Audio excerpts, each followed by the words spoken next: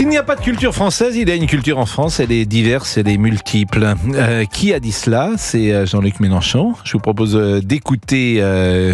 c'était plus exactement? C'était Emmanuel Macron qui disait cela, effectivement, en 2017. Mais c'est Jean-Luc Mélenchon qui n'a pas dit exactement la même chose, mais en tout cas qui s'inscrit dans cette lignée de pensée. Et il a pris la parole hier, ou en tout cas ces dernières heures, pour parler de cette langue française qu'il voudrait appeler différemment. La créolisation est notre maître mot. Si nous voulons que le français soit une langue commune, il faut qu'elle soit une langue créole.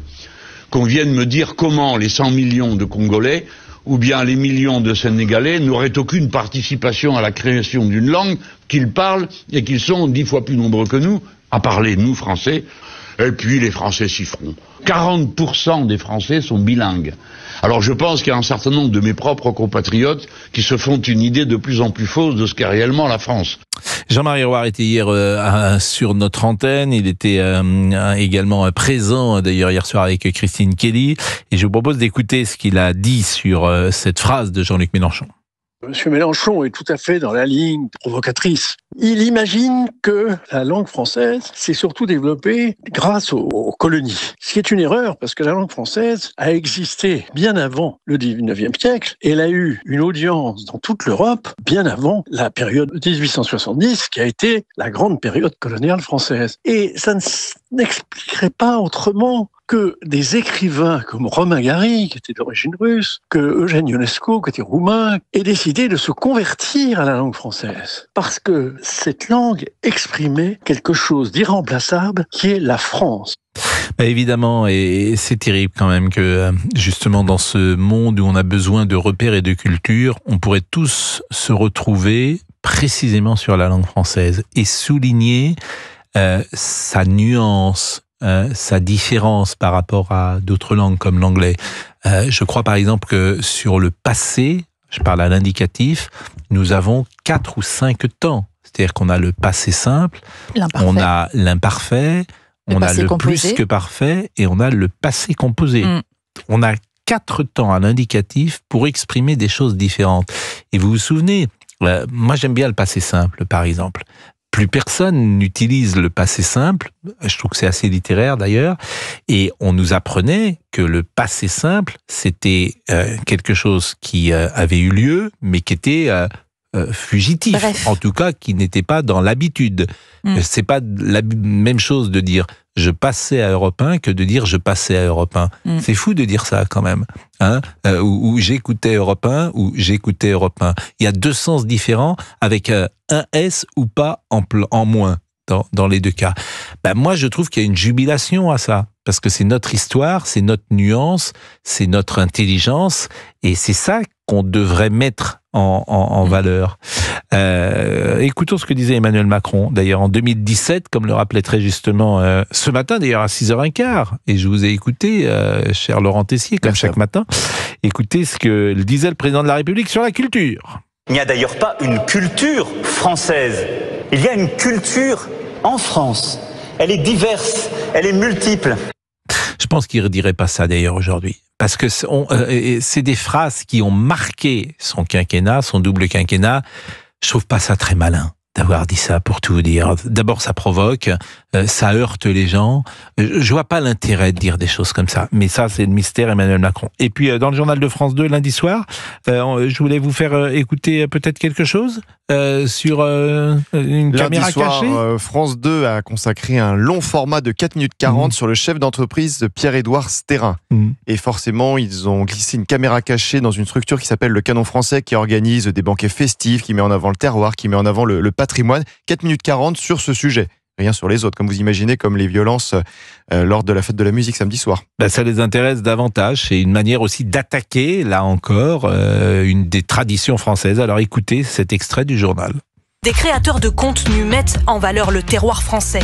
Certains comptes ont retenu l'attention d'un milliardaire qui aimerait profiter de leur influence pour diffuser ses idées très à droite. Nous filmons discrètement.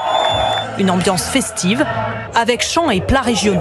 L'entreprise des influenceurs a été rachetée par un homme d'affaires qui défend, lui, une vision très conservatrice de la société. Mais ce mot qui est souvent utilisé, conservateur, conservatrice, et il est utilisé pour faire mal. Il est utilisé pour être utilisé de manière péjorative. C'est simplement des gens qui défendent des traditions. Moi, j'ai travaillé longtemps avec Jean-Pierre Pernaut. C'était le même procès qui lui était fait. Quand j'étais à TF1, je me souviens, le journal de 13h, il était très attaqué sur le thème ringard, pourquoi pas pétainiste. Mais je me souviens, lorsque les choristes étaient sortis, certains avaient dit c'est un film pétainiste.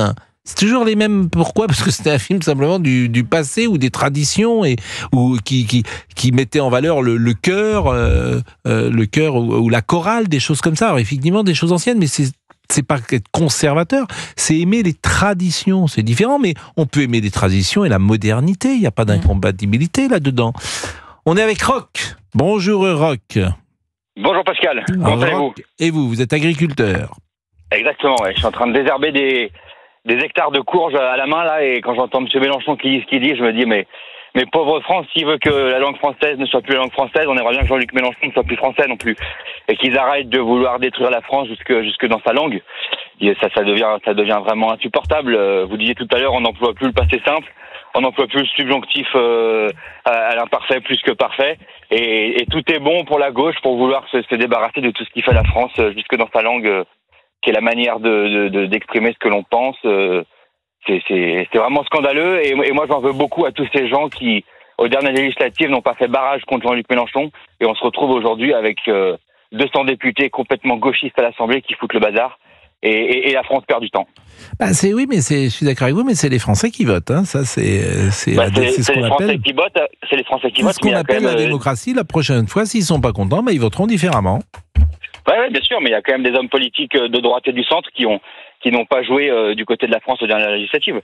Et du coup, maintenant, on tape Mélenchon et ses 200 députés gauchistes qui foutent le bazar à l'Assemblée. Bon, vous faites un métier en tout cas de tradition, qui est un métier agriculteur. C'est marrant d'ailleurs, parce que je voyais une émission ces derniers jours sur les paysans que vous avez peut-être vu. Je ne sais pas si c'était sur France 4 ou France 5. C'est absolument sidérant de voir le monde paysan, comment il a évolué en 50 ans. Vous êtes agriculteur, paysan de père en fils, Roch ? Ah, moi je suis la 5e génération, ouais. Mais on est spécialisé dans la culture du cresson, qui est une petite plante très ancienne avec des valeurs nutritionnelles et médicinales hyper importantes. Et on fait ça dans la famille depuis 4 générations. Ça, c'est absolument incroyable. Dans quelle région vous êtes ?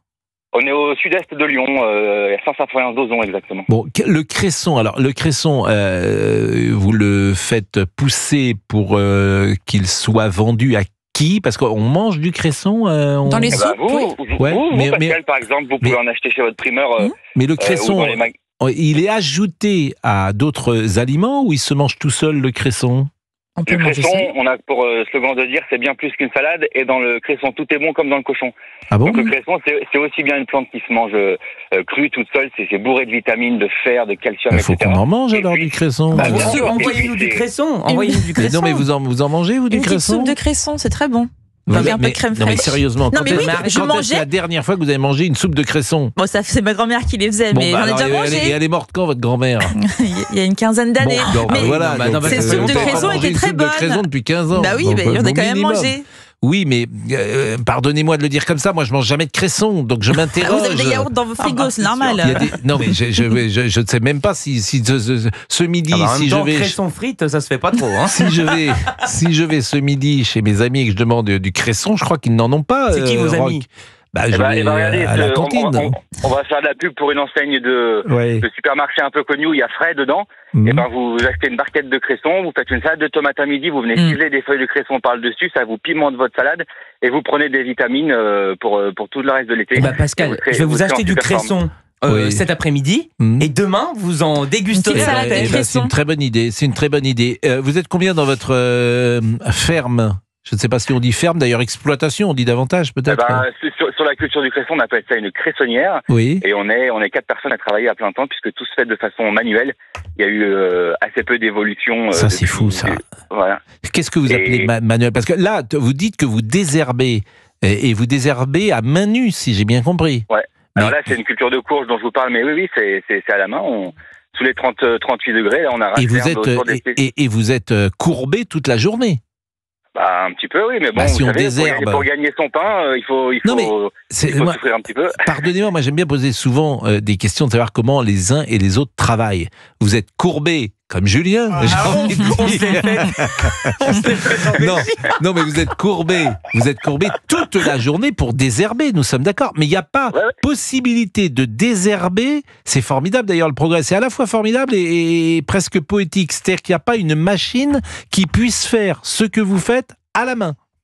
Si, ça peut exister, mais c'est des machines qui peuvent coûter assez cher. Ah oui, et puis, mais il y a toujours une partie de l'agriculture qui doit se faire à la main. On peut mécaniser un petit peu ou robotiser pour se donner du confort de travail, mais il y aura toujours une partie du travail qui se fera à la main et puis ça rapproche de la terre. Et pendant ce temps-là, on n'entend pas toutes les bêtises des gauchistes et on garde un peu de bon sens. Je suis bien d'accord. Et il y a 38 degrés là ? Ouais, on a 38 là, ouais. Et vous êtes à combien de kilomètres de Lyon ? On est à 25 km de Lyon. Et vous êtes un supporter de l'Olympique Lyonnais ? Oui, je suis un supporter de l'Olympique Lyonnais, bien sûr. Déjà, on a pleuré le décès de Bernard Lacombe. Puis on a appris la nouvelle hier de la rétrocession, je crois, on dit en Ligue 2. Oui, de la rétrogradation. Mais là où on a tous fait le rapprochement, c'est que Bernard Lacombe est mort la semaine dernière, qui est une figure historique. C'est peut-être le joueur le plus emblématique de l'Olympique Lyonnais, de l'histoire de l'OL. Et au moment où il meurt, le club est rétrogradé en Ligue 2. Écoutez... Un peu comme quand Paul Bocuse est décédé, il avait perdu la 3e étoile. C'est des signes comme ça de l'histoire. Mais vous savez, à Lyon, on en a connu d'autres et on se relèvera. On prend les exemples de Saint-Potin, Sainte-Blandine, Saint-Irénée, les premiers chrétiens qui ont été persécutés.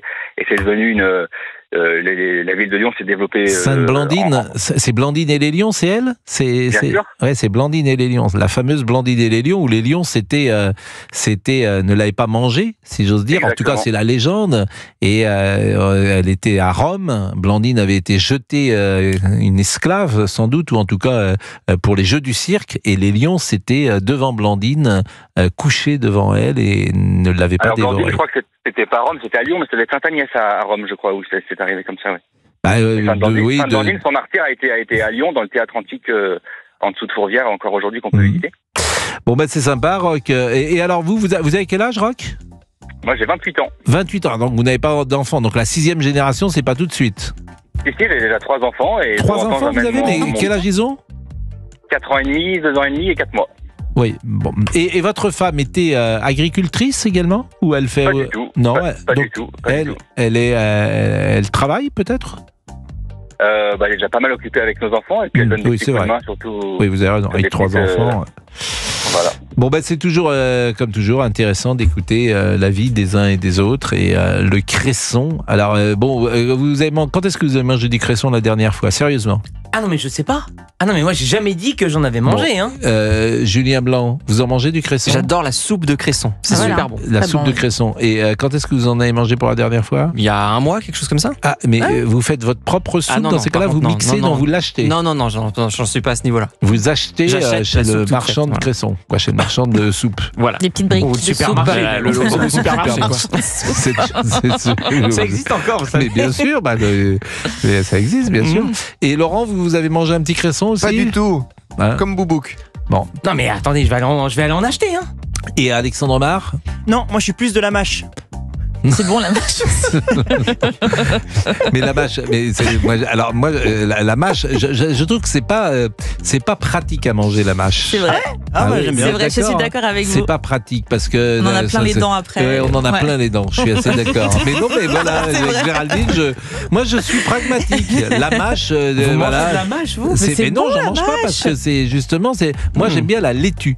Ah oui. Et oui, je trouve ça très bon. Et je sais qu'il y a un endroit où je mange de la laitue, c'est vraiment très très bon. Ça fait combien de temps que vous n'avez pas mangé de laitue ? Non, c'est souvent le samedi soir, quand je suis tout seul, je vais manger un petit poulet frites et il y a de la laitue avec.